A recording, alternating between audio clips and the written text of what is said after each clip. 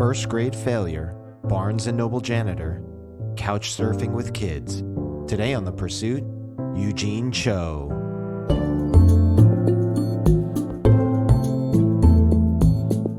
Welcome to The Pursuit, unfiltered conversations with faith leaders about their journey to pursue God. I'm your host, Richard Lee, and today my guest is Eugene Cho. Eugene is the president and CEO of Bread for the World, a Christian advocacy organization urging decision makers to help end hunger all across the world. He's also the founder and president of One Day's Wages, a grassroots movement of people, stories, and actions to help alleviate extreme global poverty.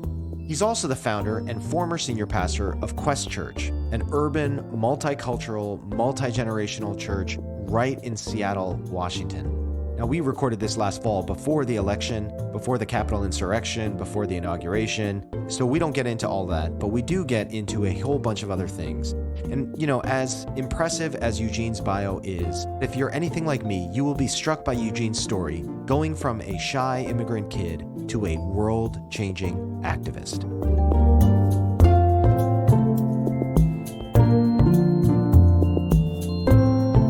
Eugene, one of the most fascinating things that I've ever heard about you, I was sitting in your church actually in Seattle, and I heard you say that you spent a summer reading through the encyclopedia and that you got up to like the letter G or something? Man, that is the quintessential tiger mom story. And it's actually even worse, man. It's worse than how you just said it. They didn't make me read it. They made me copy it by hand. No. And I got to, I think it was L, but let me also go on the record and say when my parents were not watching, I ripped out pages from the World Book Encyclopedia in order to be able to get through my assignment. Like they wouldn't know? Well, no, they wouldn't know because we were all busy running our classic immigrant Korean grocery store in San Francisco.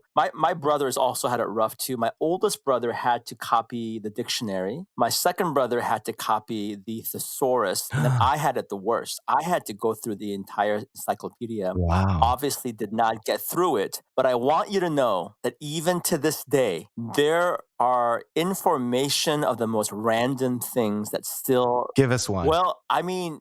I don't know if you want all the information, but I do think if there is a trivia pursuit competition, you want me on your team. Trivia night on the letters A through L. Well, particularly aardvark. Like, I know a lot about aardvark. The classification is the Oristotropos. All right, don't worry. We can edit this out. We can edit Eugene, you've started organizations and churches and cafes, and we'll get into all of that. But what did you want to do when you were growing up? My parents told me I should have been a doctor, and that wasn't really where my heart was at. For a season, I wanted to be an astronomer. Oh. Something about space really excited me. And then I went through a phase where I wanted to be the first NBA Asian basketball player. I don't know. I don't know why you were laughing at that, man. You're rude, man. You shouldn't be laughing at my dreams. But for a while, sports was my small R religion. It was very, very important to me. So you grew up in the Bay Area. Were you born here in America?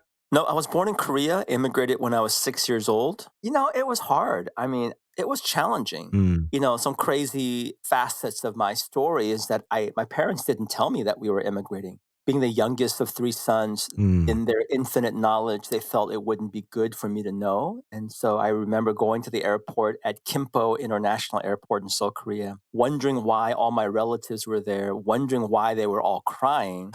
And then at that moment, I realized, oh my goodness, I'm actually getting on an airplane, first time ever, and got on the airplane, landed in San Francisco. To my recollection, it was the first time ever in my 6 years of life I had seen anyone that did not look Asian. Yeah. So it was shocking. It was very disruptive in many ways. A week after I landed, I'm basically on a public bus called the Muni in San Francisco, riding to my elementary school called Sherman Elementary. Not by yourself. By myself. it was As a 6-year-old? as a 6-year-old. That's man, you must have been a softie, but It was uphill both ways. Oh my gosh. yeah, so it was challenging, and I flunked first grade. Really? Yes, I flunked first grade, and in part because I struggled with lots of social aspects. The most difficult thing, the most terrifying thing for me as a 6-year-old, fresh off the plane immigrant, was needing to raise my hand and ask questions or to speak. Hmm. And so I still remember my parents going to the PTA teacher conference and hearing that I was a hardworking student, industrious, did well in math, that I had some social issues. And Yeah. part of the reason why I had social issues was because once or twice a week, I needed to go to the restroom and I just could not conjure up the courage to raise my hand. It's kind of a brutal story. There's a reason why I think in God's mercy and kindness, I was able to marry a therapist so that I could have free therapy. But yeah, I peed in my pants a couple times. Oh my gosh. And, first graders can be brutal. Yeah. And Gosh, that must have been so hard for you as a 6-year-old, learning the language and just having arrived in this country. Goodness. well, and so by the time I got to middle school, I think I really began to have an unhealthy fear of people, of public speaking, which was the reason why in middle school I was voted the shyest kid in middle school, developed a stuttering problem, which I still wrestle with occasionally. Really? Yeah, it was hard. And in some ways, and I'm jumping the gun a little bit, but I think it's the reason why two things. One, I love sports because it was kind of my refuge. Mm. And then secondly, when I became a bit more interested in the possibility of this person of Jesus Christ, it was his affinity, his inclination, his commitment to those who were marginalized or forgotten that really fascinated me about the gospel and why it still shapes the way that I see Christian leadership and how I want to make an impact for the kingdom of God. Wow. That is remarkable. Yeah, shyest kid. I mean, which is really odd because I'm the shyest kid, and yet they knew me enough to vote me the shyest kid in middle school. But it was hard, it was hard in many ways. And it's not to embellish it. I think all of us have gone through our unique stories of trials, setbacks, pushbacks. People might see this as a politicized statement, but my story as an immigrant, there isn't a week that goes by Mm. multiple times throughout the week where I'm not reminded of my immigration story. Mm. And I'm grateful for it now as I look back. 'Cause I think it has engendered a deeper sense of empathy, of compassion, my desire to be an advocate for others as well.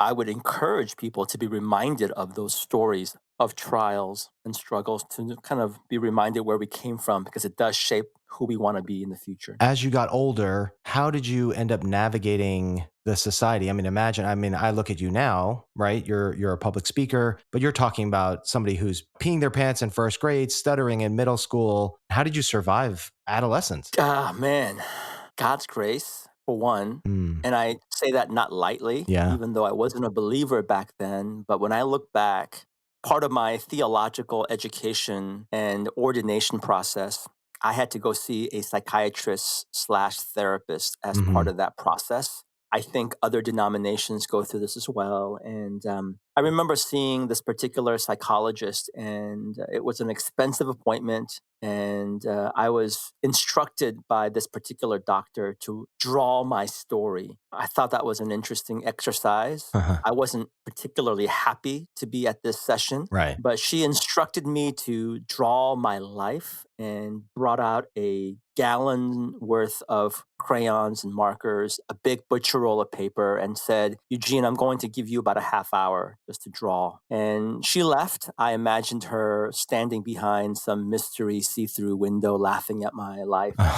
But she leaves, and I realized I needed to draw because I got to pass this exercise. And Right. I started drawing, and I'm not really much of a drawer or an artist, but I began to kind of map out my life. October 20th, 1970, drew this big circle, and I said, Eugene Cho was born, and began to draw the ups and downs of my life. And what was amazing is that half hour into this drawing exercise, I found myself weeping profusely Huh. because I really hadn't taken the time until that moment to really look back at the totality of my life till then Yeah. and just see all the mountaintops and the valleys Yeah. and everything in between. And I look back and I said, man, I've gone through a lot Mm. and also saw evidence of God's grace throughout my life. So that would be one. But I think it was also moments of courage. You know, you conjure up as much courage as you can in each season of your life Yeah. to help you through the next chapter.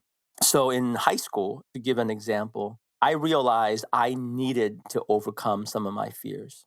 And it's probably the moment of my life that I'm most proud of, if I can say that without sounding arrogant. Yeah. It was in high school when I told myself, I've got to do something about my fear of people, fear of speaking. And the thing that scared me the most was acting, was being part of a theater play. And Mm. so I chose to audition for a play in my sophomore year in high school. It was Midsummer Night's Dream, and I was cast.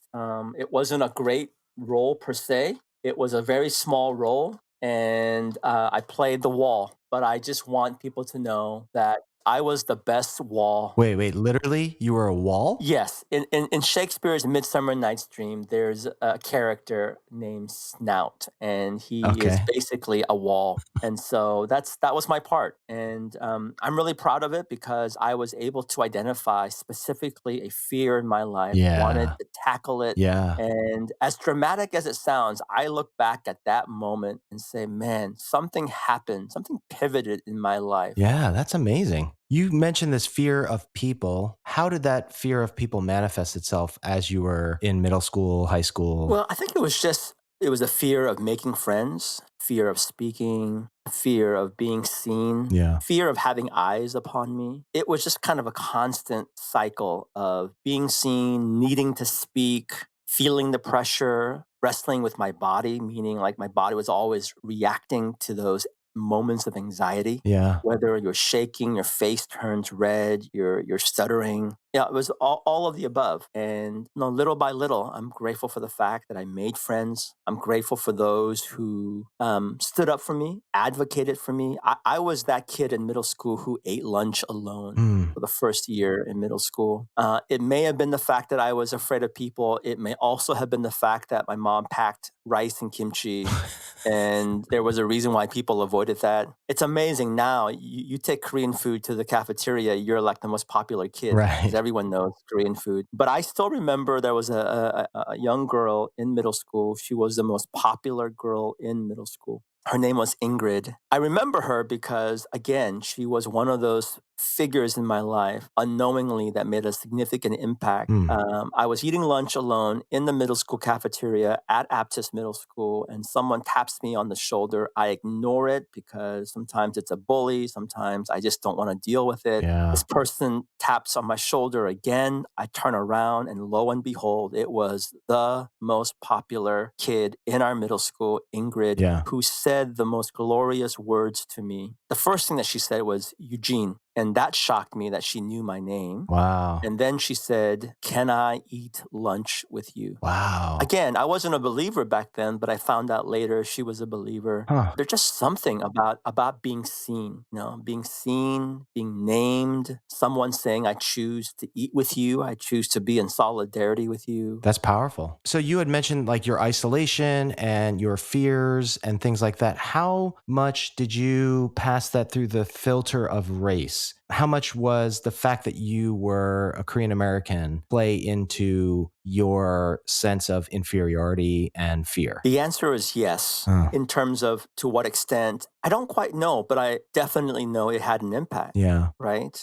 Because you were always seen as an other. Even growing up in San Francisco, this melting pot, diverse, is that I was just seen as an other and not just seen as an other, but I spoke as a foreigner as well, whether it's because of my limited English, being a student in the ESL, English as second language, Yeah. having flunked first grade, having peed, all of these things I think Yeah. contributed to those aspects. what was weird was having been an immigrant who chose or who came here not by choice, my early years as an immigrant, as a Korean American, was basically marked by a chapter that I would call wanting to go back. Huh. I just thought if I went back to Korea, it would solve everything. It would remedy some of my pain, my loneliness, Yeah. my isolation. And I just wanted to go back. I didn't understand. So it began to fester a deep bitterness against my parents. I needed someone to blame. Yeah. Again, now you know why I married a therapist. There's a lot of discussions I have with her.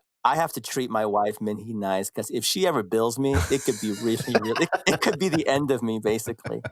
But here's the story. In middle school, I actually went back to Korea for a summer program. And when I went back, I was so looking forward to going back home, Yeah. so looking forward to being back in Korea with my people. Right. And when I went there, it was so shocking and not anything Yeah. that I imagined or expected. Yeah. In part because when I arrived, my relatives and even strangers knew that I wasn't one of them. Huh. It was my accent that I didn't think I had, Right. but they knew that I wasn't one of them. And on a couple of occasions, I remember hearing strangers, including this one taxi driver who told me, "You don't belong here, go back home." Oh. And that led to a deeper spiraling about identity. Like, who am I? Where do I belong? Oh my gosh. But it's not foreign, right? I mean, I think a lot of immigrants wrestle with that bicultural identity of, am I Korean? Am I American? Sure. What does it mean? Where do I belong? Yeah. So, yeah, it contributed to some of that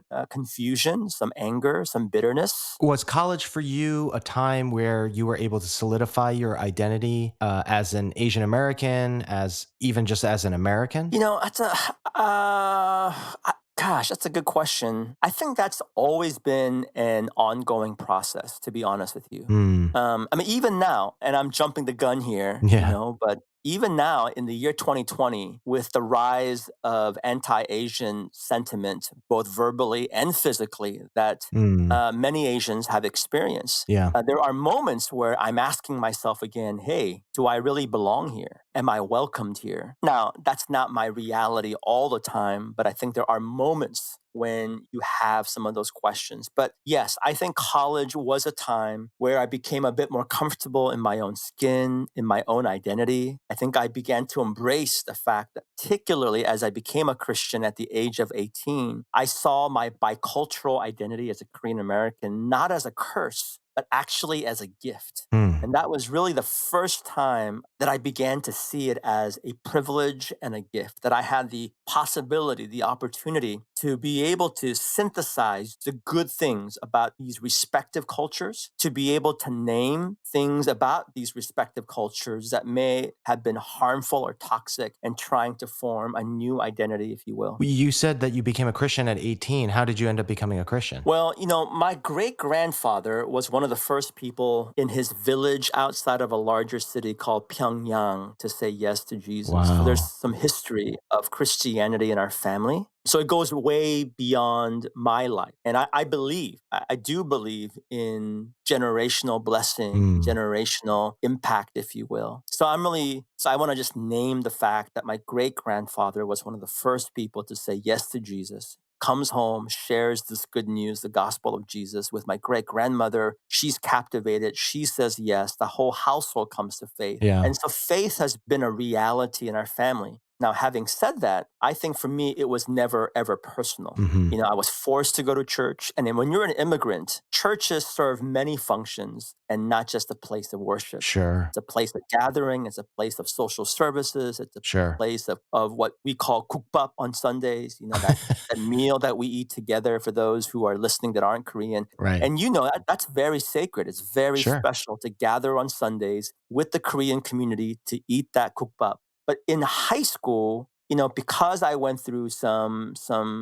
seasons of anger, of pain, I struggled with different things, whether it's substance abuse, whether it's Hmm. anger towards my parents, and a lot happened. Yeah. A lot happened that I probably even still, I don't always feel comfortable sharing. Yeah. That might be for the NC-17 version for your Patreon supporters that you may want to share with.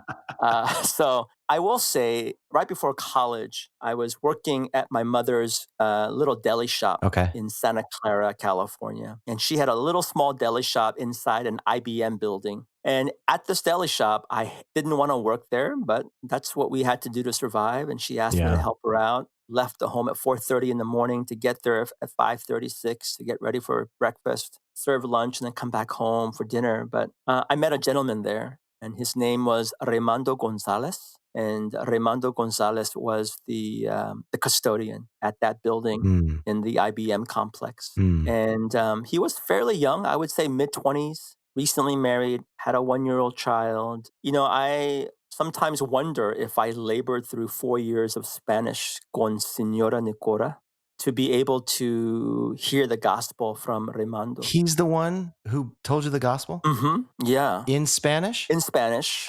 Oh my gosh. Again, Señora Nicora, una profesora increíble. Yo estudié español por 4 años durante la secundaria con Señora Nicora. Yeah, she was an incredible professor, and Wow. but yeah, we became good friends, and almost on the daily, he would come to our deli shop, sit in the corner, and we became friends. And nearly every day, he would just share something about Jesus with me, Wow. share a Bible verse with me, and eventually began to ask me, Eugenio, which is my name in Spanish, Eugenio, tú necesitas Jesucristo en tu corazón. Wow. You need Jesus Christ in your heart. And Yeah. I always said no when he made the invitation, always said no. But it was the end of that summer in the privacy in the corner of my room where I lifted up an imperfect prayer saying, God, I don't quite know who you are, but I want to know who you are. I want to follow you. I want to follow Jesus. And thus began my ongoing, imperfect, broken, stumbling relationship with Jesus. So yeah, I look back and it didn't change everything, especially some of the anger and bitterness that I was going through even at that season of my life. Yeah. But it began the trajectory of changing everything. So as you are graduating college and thinking about career, what are your thoughts at that point? Doctor, yeah, I mean, Right? my mom was obsessed with General Hospital. I have a feeling if you have young listeners, they're like, what is General Hospital? What's an encyclopedia? Yeah, what's an encyclopedia? So yeah, I mean, they just really wanted me to be a doctor. Yeah. And I will just say that when I called my parents, I graduated college in 3 years. And when I called them to let them know that I wasn't going to pursue med school, they were crushed, Mm. crushed. And in fact, decided to cut off relationships with me. Oh, really? When I told them that I was going to go to seminary to pursue ministry, they were devastated and severed that relationship. So there was some strain there. Oh my gosh. But again, I look back, I understand. I think in their desire to love, they had a particular course of life that they thought would be best for me. And then growing up in Korea, to be a pastor really meant you lived a life of poverty Right. and that you were constantly leeching off other people. It's kind of blunt, but that's kind of the stereotypes that Right. that pastors had growing up in the era of the Korean War. So yeah, they were very disappointed, but thankfully they came around. But they still cling on to this whole doctor thing because even right now, I'm turning 50 next week.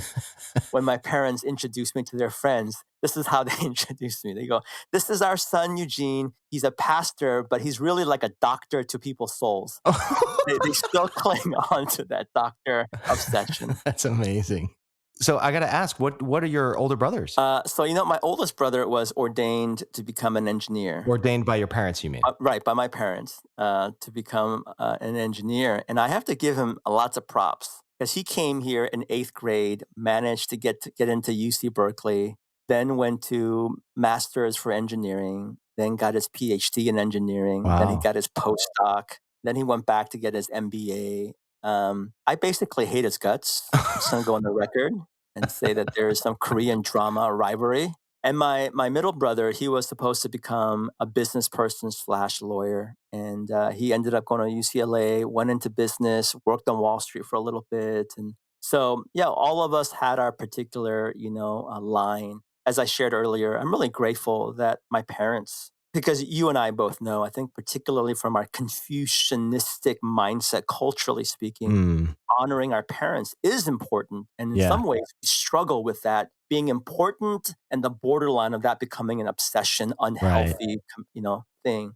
And I definitely wrestle with that. And it's important to me. I know that ultimately, I know who I serve, I know who my Lord and Savior is. But it's always been important for me to honor my parents in an appropriate way. And I'm really grateful that they've become my most avid prayer, supporter, and encourager. So you graduate college with your heart set on ministry.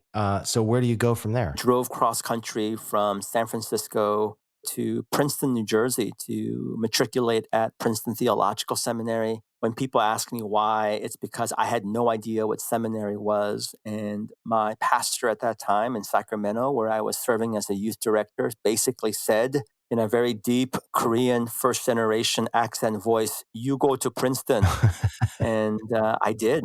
And it was both good and challenging in many ways. As you're going to seminary at Princeton, your heart for ministry is forming, your perspective, your worldview, all of these are solidifying as you're maturing and preparing for ministry. What was that journey like? Did you have experiences that sort of accelerated that process? A couple things stand out for me in my seminary experience. Number one, I think it was just a shock and a challenge to some of my theological views and convictions. I haven't been a Christian for a very long time, wanted to go into ministry, went to Princeton, Mm. which, depending on your theological perspective, can either be very progressive or conservative. Hmm. For me, it was, I think, a shock to my system in many ways, Mm. coming from a more conservative background that went to a Korean parachurch ministry at UC Davis. So Yeah. that was a shock. But the reason why I highlight it as something important was it taught me that as a Christian, I'm not entitled to a place at the table. I need to be able to intellectually engage people and give a reason for why I believe in what I believe. Mm. And I think it shaped me tremendously for ministry, particularly in Seattle in the Northwest context in our post Christian world that we live in today. The other thing that was really significant was just serving at a Korean immigrant church as a youth pastor, as a chondosa, which is translation is an unordained pastor. Uh-huh. But I drove every weekend about 2.5 hours every weekend to serve at an immigrant church in Flushing, New York. Wow, that's really far, man. Man, it was a brutal, brutal drive. In fact, it was so long I had to spend the night there on Saturday. My first weekend at that church, they had told me, "Hey, we have housing for you. Don't worry about it." And man, I still remember when they showed me where I was staying, it was at the floor of the church offices with four other tondosas.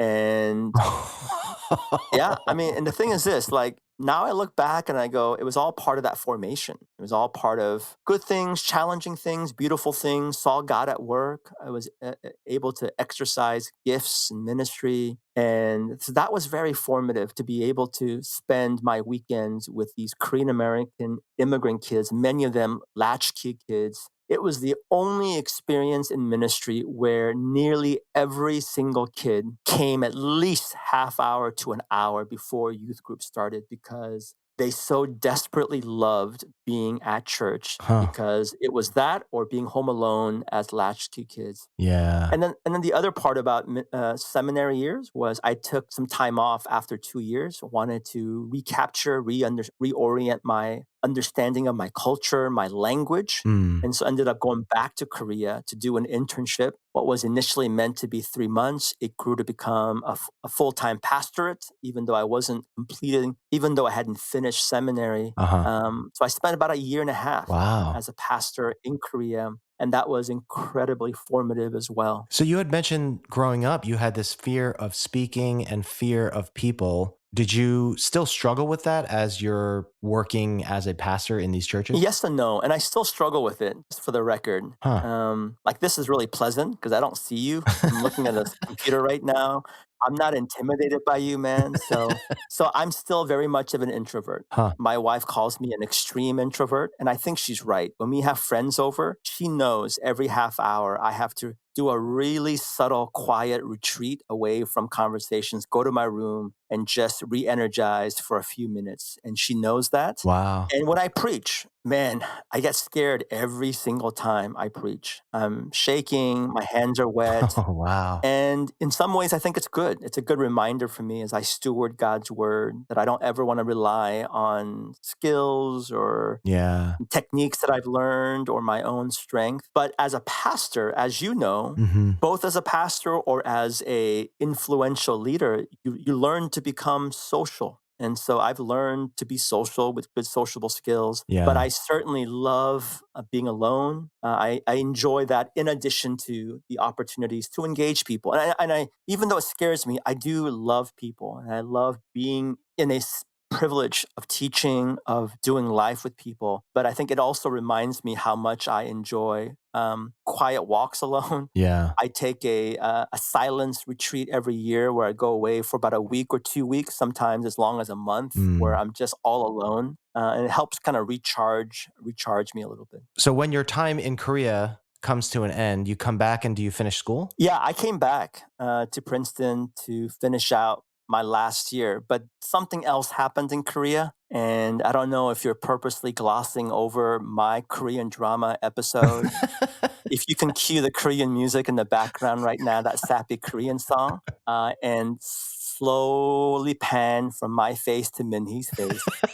Yeah, I met my wife there. Met her the last week I was in Korea, or I met her before, but I conjured up the courage. The last week I was in Korea, we had 5 very intense dates. True story, 5 very intense dates. Oh my And gosh. then we were in a long distance relationship for 1 year. And it was Wow. truly a long distance relationship 'cause I was back in Princeton, New Jersey. She was in Korea, and Wow. phone calls were over $1 a minute during non peak times. And so when my church folks, when like young couples at our church are complaining and telling me about their struggle with long distance relationship, having to FaceTime and this and that, Yeah. I have zero empathy for them. So you come back, you finish, and you finish school, or you get married, or how does she end up here? You gotta watch the Korean drama. It's on Netflix, man. Yeah, I finished school Yeah. and go back to Korea. Uh-huh. And Oh, you go back. yeah, I went back. Oh, I went back not to live there, but to marry my wife and to bring her back to the States. Oh, okay. Yeah, we had a beautiful ceremony where they put makeup on my face, gave me a straight perm. And to this day, this is not even a joke. Someone once actually came to our home, saw our wedding photo, and asked Minhee, "Is this your first husband?" Like, who would say stuff like that? Number one. Why would your photo be up? And then number two, it shows you how much makeup they put on my face. Oh my goodness. So yeah, we got married in Korea, and she immigrated as a 26-year-old. And man, she can give you a podcast on her own about her journey immigrating to a new country at the age of Yeah. 26, smitten by love. And that was our story. But obviously there were challenges that we also experienced as a new couple. Yeah. So where did you end up living? We spent about 4 or 5 months in New Jersey. Okay. I needed to stay in New Jersey for about 4 or 5 months because I decided not to walk during college graduation, and it crushed my parents when I chose not to walk. And I think in my immaturity, I didn't realize that when I went to college, it wasn't just for me; it Mm. was for my parents as well. So it was very important for me to make sure that I was going to stay in Princeton for a little bit, to walk and graduate in my Korean hanbok.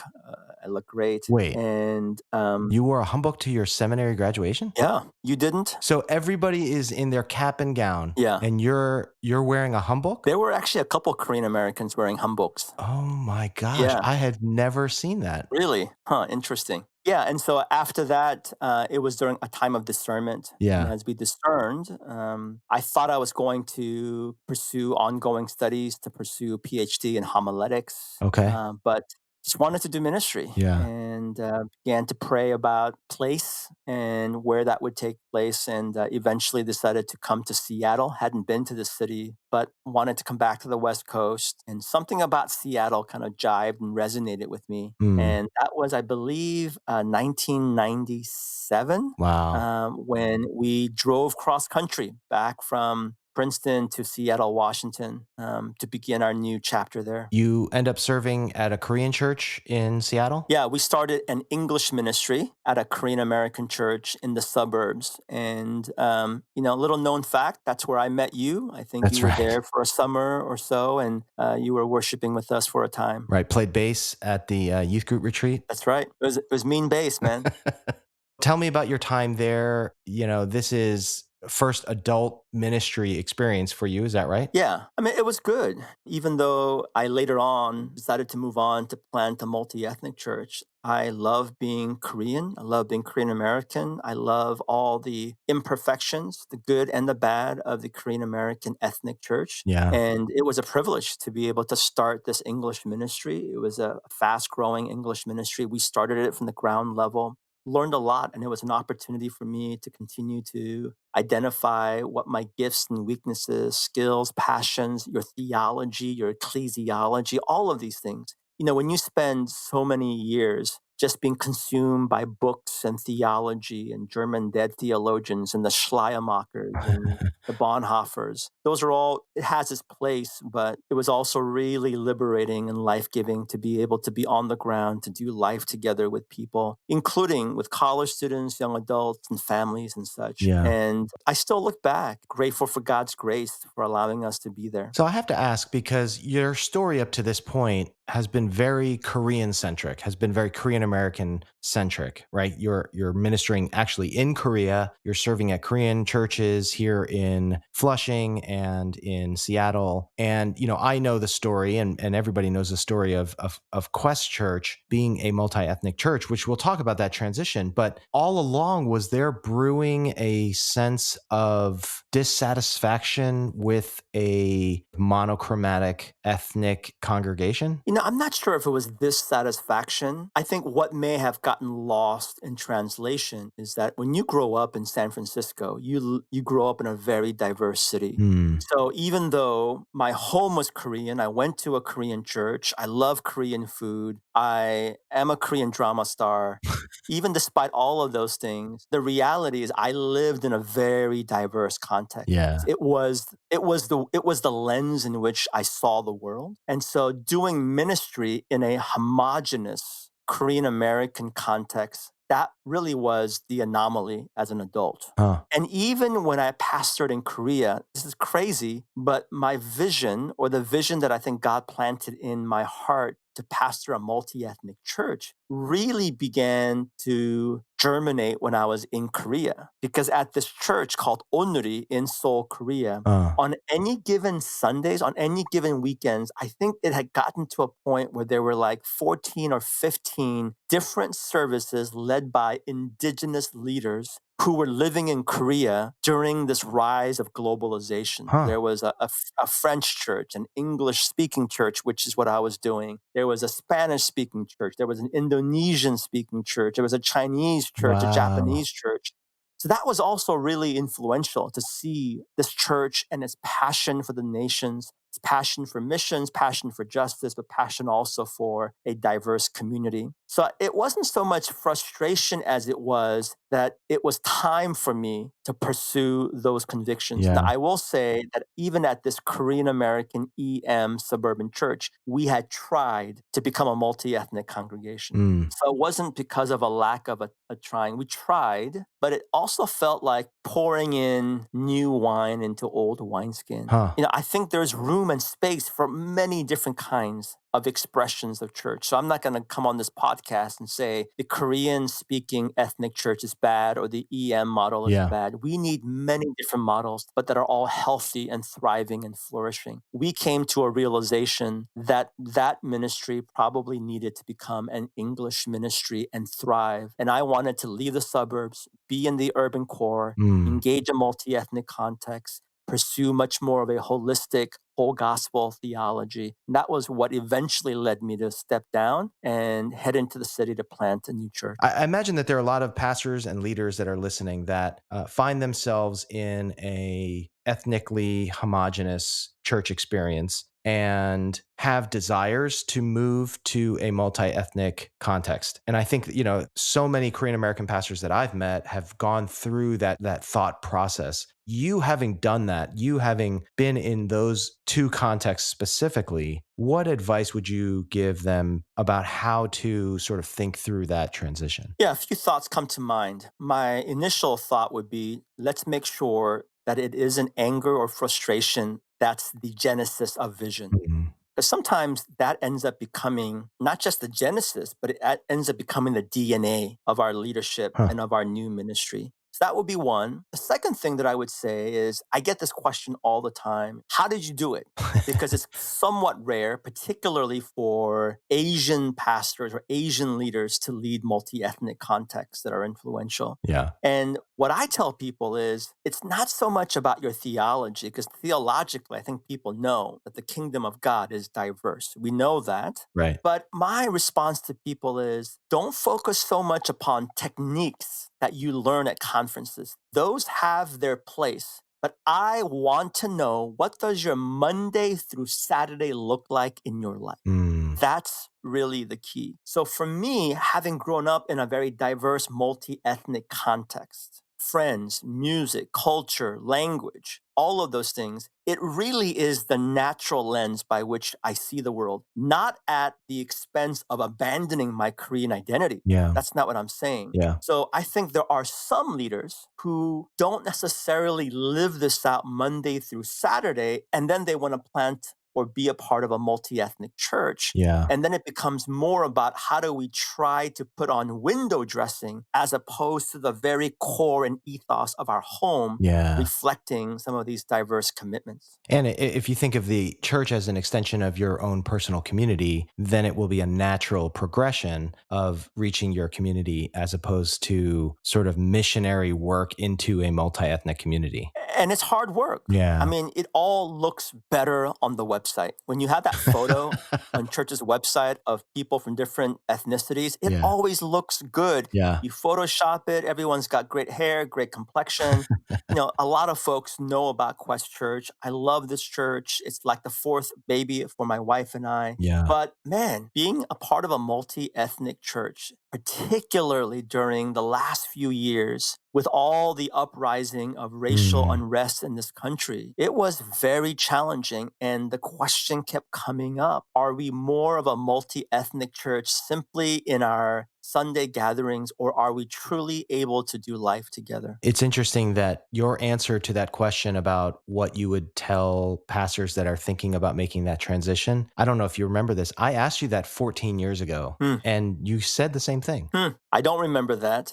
I do. Man. What I remember you saying was, look at your life. If this is not an authentic expression of who you are and how you relate to people, then doing it on Sunday is not going to be an authentic expression, or it's going to be a lot more difficult. But if that's who you are and how you're living, then it could be much more natural to do it on a Sunday in a church experience. Yeah, and I'm not suggesting that someone not move forward with this. Right. Really, our ecclesiology about what Sunday, about what church is. Yeah. And church is not an event. It's not a 90-minute service or a 60-minute service. It's just so much more. And I think it speaks to the holistic imagination of what it means to be a leader, to be a pastor, what it means to be a follower of Christ. So you make the transition to go and plant Quest Church. What year was that? It was the year 2000, where we had our first information gathering in December of that year. And it was in 2001 where we officially launched the church. So we met in Seattle, and you were at the Korean American Church. And then this is before Facebook or text messages or anything like that.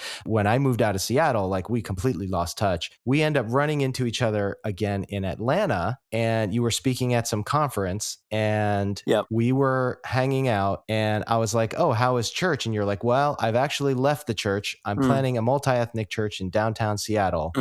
My wife is, I want to say, 8 months pregnant, and I have no health insurance. Did I get that right? Yeah, it was a challenging time. It really was, because we had wanted to plant this church. Things didn't quite turn out the way we imagined in the time frame that we hoped for, that I had hoped for. I left the church, yes, with a lot of faith, but I also planned my steps. like most of us do, you know? I think externally I was saying, hey, we're taking this big step of faith, but internally I had like organized and mapped out how this was going to happen. Right. And that's really when the challenges came about because the church didn't get off the ground and we couldn't get it off the ground for several months. And then I realized I didn't have a job, didn't have insurance. And then I realized we had bills to pay and a mortgage payment at that time. Yeah. And I was unemployed for a while. I realized that a master's of divinity degree was useless to most employers who Right. had no idea who I was. And so eventually landed a job as a custodian, as a janitor at a Barnes and Noble store off exit 181B in Linwood, Washington. Wow. While I was working there as the sole janitor, I do want to go on the record to say it was the cleanest Barnes and Noble in the nation. And I took a lot of pride in my work, but I can laugh now. But yeah, it was a really challenging time, really challenging time. Did you think about Raymondo Gonzalez? I did, I did. Maybe not at that moment, but Yeah. I did later. Yeah. At that moment, I was, to be honest, pretty upset, pretty Yeah. bitter, pretty angry. This wasn't quite what I signed up for. Sure. And it was probably the hardest job I've ever had. It was a 40,000 square foot warehouse. And I was working alone at 6 in the morning Hmm. for about 3 hours before the store opened up. And yet it was probably one of the most significant moments of my life where I felt like God really met me in my anger, in my pain, Yeah. my disillusionment. I mean, what do you do at 6 o'clock in the morning when you're cleaning a 40,000 square foot warehouse by yourself, except have some honest conversations with God? Right. And again, I probably can't reveal some of those conversations. That's the NC-17 specifically for your Patreon supporters. But it was also really honest and really vulnerable. And I can say that God met me in my pain, in my anger Yeah. during that time. So part of when you get Quest off the ground, pretty soon afterwards, you end up opening Q Cafe. And I think a lot of people know about Quest Church. And I think fewer people know about Q Cafe. And can you tell us quickly just what the vision was behind this cafe? Well, Q Cafe was probably the best part of Quest Church. For me, it was the funnest part. It was the most life-giving part of Quest Church. Less than a year into Quest, we decided to do a building project, which is not something I would recommend anyone to do. But we were given an opportunity to help renovate a space that had been laying useless. It was a 4,500 square foot space, not huge, but we thought rather than building a church, what could we do to embody our commitment to be a good neighbor? And the thing is this, in a post-Christian society, no one is going to randomly walk into a church. Right. And I just really felt that the best way for us to learn to be a good neighbor is we have to create space to get to know our neighbors. And so the idea of starting a nonprofit coffee shop, music venue, art gallery space was the impetus, the vision behind doing this. And I'll just share this. In the first year of our church plant, you're obsessed with trying to reach out to your neighbors and your neighborhood Sure. because your survival is at stake. So we're trying to reach out, we're getting to know our neighbors. And I will say that in the first week of Q Cafe being open, we met more neighbors in that first week than we had in the first 14, 15 months as a church plant. Wow. And the thing was, we didn't want to bait and switch people. We wanted to, again, just let people know that we are here to be good neighbors. I think that in itself is very countercultural and scandalous. Yeah. It's about building relationships. And I know we say that a lot in any sort of leadership context, but I have learned again and again, you cannot love your neighbors if you don't know your neighbors. Right. Anything outside of that is theological gymnastics. Yeah. It's all hypothetical, nebulous theology. And the music venue we were only one of 3 all ages music venues in Seattle. Huh. And it gave us an opportunity to be a part of trying to make our neighborhood, to make our city a little more artistic, a little more beautiful, a little more melodic, a little more just. That was our hope for it. So during your time at Quest and running this cafe, you started an organization. Yeah, we started an organization called One Day's Wages. For the record, Rich is one of our advisory board members. I'm really grateful for him sharing his expertise with us and his passion for similar things. I mean, the reason why we started it certainly, our faith in Christ shapes and informs everything that we do. But I think it was as I was entering into my mid 30s, realizing as I became more aware of my parents' story about growing up in abject hunger and poverty Mm. and them experiencing compassion and mercy at the hands of individuals or organizations, that I wanted to make sure that I was able to give back. As a pastor, I wanted to embody and model the very things that I was preaching to my congregation about generosity and things of that nature. Yeah. So we started this thing called One Day's Wages, where we try to inspire people around the world to give up 1 day of their wages or whatever they can give. And we're about 11 years into it. So one of the things is when you started this organization, you and Minhee, you guys ended up selling a bunch of things and you actually moved out of your house to help kickstart this organization. Is that right? Yeah, it was not what we imagined. Our pledge was to give up a year's wages, which was $68,000. That was my salary back then as a pastor. Mm. Minhee was at home with our children, and it was not an easy decision. It took us 3 years of saving, simplifying, selling off things that we didn't need, Yeah. including my 1989 blue Mazda Miata that I call Blue Thunder. And I still miss that car. But it was a bit more challenging because we weren't able to come up with the money in the time frame that we had hoped for. And so there was a very difficult decision of needing to move out of our home and subletting it to people. And Mm. so for about 3 months, we were couch surfing with friends. With 3 kids. With the kids, it was an interesting time. They thought we were homeless and bankrupt, and it was a challenging time. I mean, you say that, right? Like your kids thought you were homeless and bankrupt. And I don't know whether you're joking. For kids, this is their life. And so they're like really going through their own experience through all of this, right? Yeah, this is why it's good that your wife is a therapist because they get free therapy as well.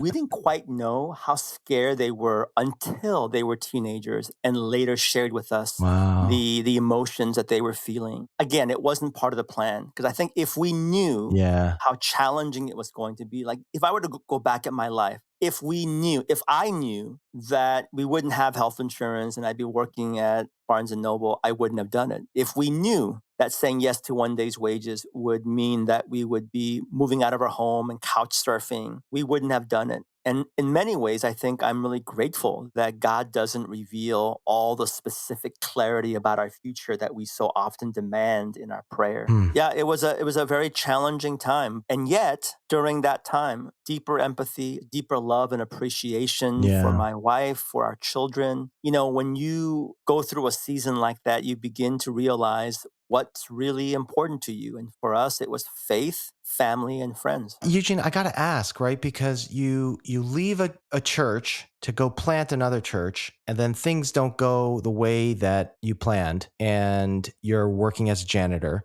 You plant the church, you start an organization, and then things don't go as planned, and you and your family, end up having to sublet your home and couch surf for 3 months. Meanwhile, you're lugging along these 3 children. I guess for me, how do you get past that feeling of failing, push through, and get to the other side? Great question. I don't know if I have an articulate answer. I think it's a mixture of acknowledging fear. Hmm. It's a mixture of wrestling with fear, of asking for faith, of knowing that you're not in it alone. Hmm. It's a journey. Yeah. One of the phrases that I despise that sometimes gets used in the church language is this notion of being fearless. Huh. I think that's so misleading. As humans, all of us are going to experience fear on some level. Yeah. And if I look back at my life, I can see very distinctly the evidence of fear. What I've learned over the years is that as humans, we're all going to have fear. We just have to make sure that fear never becomes a lifelong companion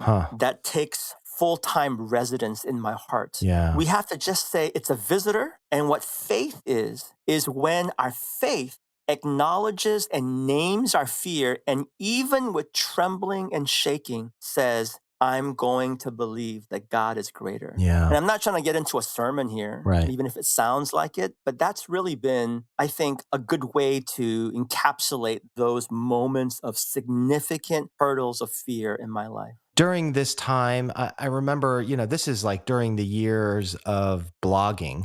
And you actually had a pretty popular blog out there. And I remember reading along through the journey that you were writing, specifically, I think being so outspoken. And I would say being outspoken as an Asian American, you were really putting yourself out there. And I think in a lot of ways, you received a lot of, I mean, I'd say criticism, but really hate, right? Mm, You've received a lot of hatred from people online. Is that fair?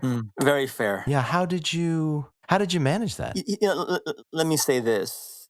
It was difficult. And in many ways, I think I chose to do it because you and I both know that representation matters. Mm, And I felt that it was important for me not just to speak up for myself or to speak up for my children or my family, but there is an element of burden as leaders, and particularly as Asian American leaders, where there's so few voices being listened to or invited or heard to engage that. But it was one of those moments again where I began to realize, going back to identity, who am I? What am I about? Who do I serve? yeah, But I'm really grateful. I have come across and have met so many Asian Americans. Because, when you're writing, you have no idea beyond maybe some of the one dimensional statistics that you see on your WordPress, dashboard, right. if it's even having an impact or how people are receiving it. Yeah, And over the years, and obviously blogging has really fallen off the charts, but over the years, I've met so many people, including Asian Americans, who've come out of their way to say, hey, what you wrote X amount of years ago yeah. really had a significant impact on my life. I don't write for the praise of people, but it has been tremendously encouraging to get a little glimpse of the impact that one's imperfect words or imperfect sermons or writing could have an impact on other people. How much do you think about that idea of representation? I mean, it's important. And I'm grateful that in the year 2020, while there's still much to go, that there are other Asian American leaders who love God, who love people, who are seeking to exercise their gifts and talents and passions and convictions. Mm, Obviously, you're one of them. You and I have had numerous conversations about it. yeah, Again, not for the sake of trying to build a platform, but really trying to be faithful to the gifts,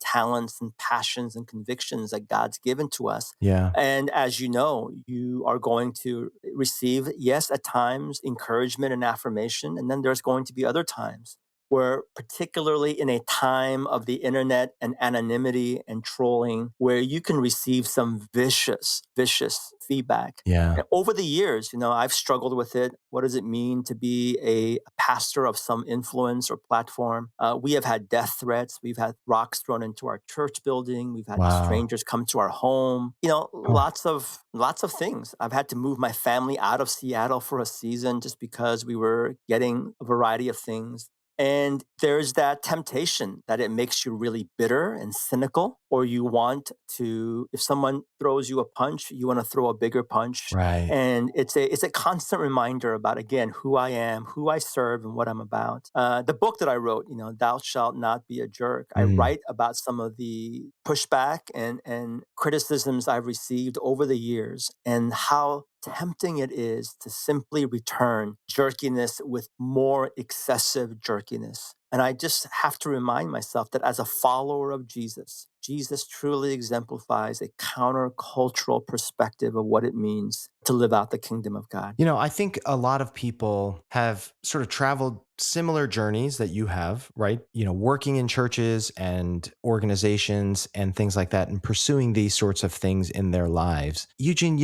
so recently in the last couple of years, you actually made the decision to leave your church, make this transition to Bread for the World. I just am so curious as to your thought process of how you ended up deciding to leave and how you actually did end up leaving and left well. Well, blunt truth, Yeah. there are moments I kick myself, truthfully, sometimes even nowadays, Mm, because we work so hard to build up that church. And I know it's God's church, yeah. but along the way, as pastors and leaders, it's really tempting to have our identities embedded in the very things that we do. Minhee and I have always seen it as our fourth child. I know it's not the healthiest analogy, but Right. that's how it felt. It was very personal for us. Yeah. Lots of blood, sweat, and tears. It was people that we loved tremendously. It was our dream church. It was the church that we wanted to be a part of, to worship, not just to plant and lead. But a few things happened. I think it was kind of a midlife reflection. Mm. As I shared earlier, I'm turning 50 pretty soon. And I think it was this milestone of realizing that we're now very much in the second half of our life. And as I've been in the second half of my life, I wanted to just discern the prayer, God, what would you have us do? Would you want us to be at this church and continue to grow it? And it was I'm using my air quotes right now for those who can imagine this. I mean, it was a very successful church, Yeah. largest Protestant building in Seattle, Huh. large staff, large budget. The greatest perk was it was right across Trader Joe's. And so imagine being able to do church, go to Trader Joe's. My gym was right next door as well. I mean, it really was incredible. Yeah. Mile away, able to walk there. But I think we began to discern after paying off a major capital campaign. We bought this building, formerly owned by Marsville Church in Seattle years ago. And Mm. so once we paid off the loan, because our dream has always been this, that if there was ever a time we felt God would call us to transition, our prayer was that it would be at a time of tremendous health and flourishing for this church. Sure. So once we paid off the capital campaign, 2 years passed, we began to just give ourselves permission, to just come to the Lord in prayer. Lord, what would you have us do? And if it was to continue at this church, we would be so excited. But as we were turning, both of us, in the second half of our lives, the question I had was, I just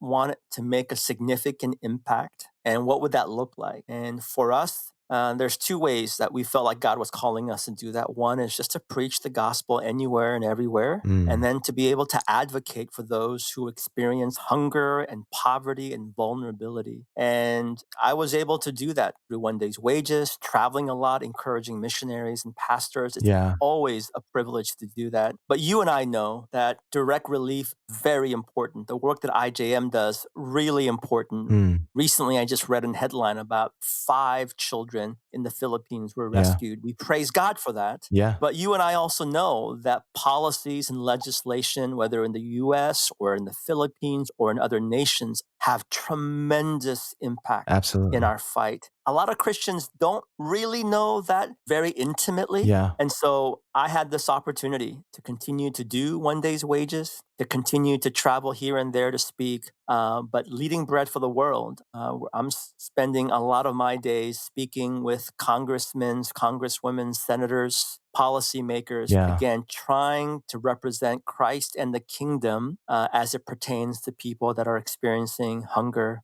poverty, and vulnerability. So I know when I made the transition from working as a pastor to a nonprofit, there was always sort of a question in my mind of, I've always only done this one thing, working in a church, and sort of moving into a nonprofit. There was always sort of like this unfamiliar territory. Obviously, you had your One Day's Wages leadership, but as you sort of turn the page to your second career in a way, do you feel a sense of loss of leaving the pastorate behind? Man, are you trying to make me cry right now or what? I mean, what is going on here? Are you doing like side classes in the evenings on like therapy sessions? Yeah, Minhee has actually outsourced this to me. So. Yeah. Yes, absolutely. Mm. Yeah, I wish I could be more articulate about, just sharing my feelings. But yes, there is a loss. And Yeah. I miss it. But here's the thing. Somebody once said to me, and it's actually been said a few times in the past 2 years, like, hey, you're no longer a pastor. And I had to stop them because it really bothers me when they say that. Yeah. I'm still a pastor. Yeah. That calling has never left me. God's calling to be a pastor hasn't left just because how it looks in my life has changed. So yes, I'm no longer a pastor of a local church, Yeah. but I am still now trying to be faithful to the calling of the pastorate in a different context as I seek to live out that calling in the halls of power in DC and beyond. Increasingly, you are being asked to sort of speak on a national stage, right? And what I mean by that is conferences, but then also at, guest speaking at a bunch of churches. You recently did a stint at Willow Creek and I guess for me, as an Asian American, I look at you and I see your face in a box on that ad for that conference. And there's a sense of pride. There's a sense of solidarity Mm, that I feel mm. with you being up there. How much of a sense of that do you feel as you're up there speaking? I'm going to take you back a few years. I'm speaking at one of these, said conferences that you're alluding to. Mm, And it was a youth conference. And after I speak, a group of students come up, comments, feedback. And there was this one young Asian woman. My guess was, I think she said she was a sophomore in high school. mm, I'll never forget that moment because she starts weeping. So my imagination goes to a place where, wow, she must be going through some difficult moment or season in her life. mm, So I just, basically try to move our conversation towards that. Hey, are you okay? Are you going through something in your life? right. And she's just weeping. And then I said, are you okay? And she's like, no, I'm fine. I'm crying because I've never seen an Asian speaker in my life. Wow. And this was not that long ago. Right. And it just got me, and so I wept. Yeah. Obviously, as a pastor, you and I and others, when we're speaking, we're stewarding God's word. So ultimately, we're representing the gospel and Jesus, the kingdom. And we do that with humility and with fear and trembling and with great joy and privilege. But yes, there is a part of me that acknowledges the fact, like 10, 15 years ago, there really weren't that many Asian American leaders. Mm, And whenever I spoke, I had the sense of, it wasn't so much pride, to be honest with you, it was more burden. Like yeah. I felt this burden that I didn't want to mess it up. I didn't want to screw it up for Asian Americans that might follow after me. Yeah. I'm sure there were some unhealthy parts of that as well, just to be just stewarding that kind of responsibility, but that's also real life. And I'm encouraged by the fact that more and more of my Asian sisters and brothers are being recognized for the gifts and passions and convictions that they bring to the table. So it's, but we still have a long way to go. I can't help but wonder, as I've heard, the totality of your story in this podcast, you have this experience growing up where you are afraid to raise your hand and you have a stuttering problem and you're lonely. You're eating alone in the cafeteria and, you're this extreme introvert. You don't want eyes to be on you. You're afraid of speaking. You're afraid of people. And fast forward 40 years, 50 years, right? Like fast forward and here you are as one of the most prominent Asian American voices in the United States on this national stage, running this global organization. I just can't help but wonder that juxtaposition of those two things, of the significance of your platform and yet if I may, the vulnerability of the person, the coupling of that, the juxtaposition of that, because your place on this national stage and atop this organization as an Asian American, I imagine is a pretty lonely place to be at times. But then at the same time, you're this extreme introvert who doesn't want the focus of people. And so you're okay being quote unquote alone. Yeah, it's, as you articulate that juxtaposition, it's stark. Couple thoughts that came to my mind is God's grace, only God, and I know maybe not every listener of your podcast might come from a faith perspective, but my response is only God can do what God has done in my life. Yeah. And for Minhee and I, we're not trying to sound ultra holier than thou, but we're just trying to live faithful lives. Yeah. That's it. Last week, this is crazy. I met someone who is now going to Quest Church. And as I'm speaking with this person has no idea, even after I've introduced myself, that I started Quest Church. And it bothered me initially. And then I just realized, man, that's really, we don't care. Yeah. We just want to be faithful, do our part. At some point, our physical lives will come to an end. I think in my 30s, I was obsessed with legacy. In my 40s, I realized we're all just going to die. And I just want to be as faithful as possible. Yeah. And that's basically, what shapes this current chapter and what we think are upcoming chapters of our lives.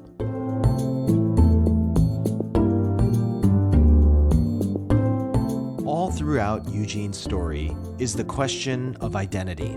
Who am I and where do I find my worth? From an immigrant child to church planter to founder to president and CEO, he continues to struggle with the question of his identity, and it seems that struggle keeps him grounded and rooted in Christ.